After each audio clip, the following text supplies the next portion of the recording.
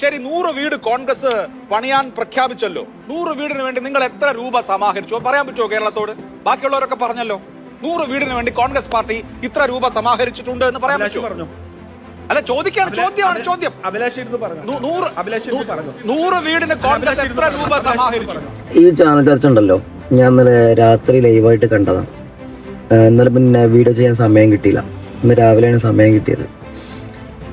ഇന്നലെ ഈ ചാനൽ ചർച്ച ലൈവായിട്ട് കണ്ട് ചിരി വന്നിട്ടുണ്ട്.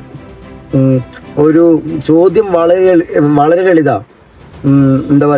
100 വീടുകൾക്കും വേണ്ടിയിട്ട് എത്ര പൈസ സമാഹരിച്ചു എന്ന് ചോദിച്ചിട്ടുള്ളൂ. അതിന് കോൺഗ്രസ് പ്രതിനിധിക്ക് മറുപടി ഇല്ല.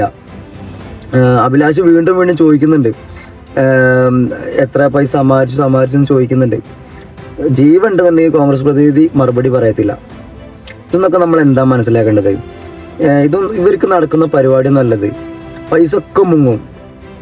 ഇവർക്ക് നടക്കുന്ന പരിപാടി അല്ലത്.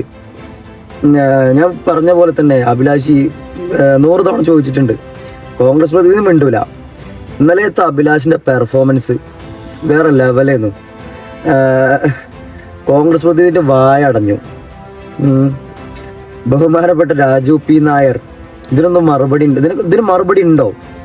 അല്ല, മറുപടി ഇല്ലാന്ന് മനസ്സിലായി. ഇല്ലാത്തതുകൊണ്ടാണല്ലോ ഇന്നലെ മിണ്ടാണ്ട് നീച്ചു പോയത്. ഒന്നിനും മറുപടി ഇല്ല ഇന്നലെ. അഭിലാഷ് തകർത്തു. ഒരു ഭാഗത്ത് 30 വീടിൻ്റെത് പോയി, ഇവിടെ 100 വീടിൻ്റെത് പോയി. എന്താണ് ഇവരൊക്കെ ഇങ്ങനെ? പണ്ടാരോ പറഞ്ഞ പോലെ പട്ടീൻ്റെ പാല് 100 കൊല്ലോ എത്ര കോയിലിട്ടാലും റെഡി ആവില്ലെന്ന് പറഞ്ഞ മാതിരി പട്ടീൻ്റെ പാല് റെഡി ആവണമെന്ന് പട്ടിക്കും കൂടി തോന്നണ്ടേ?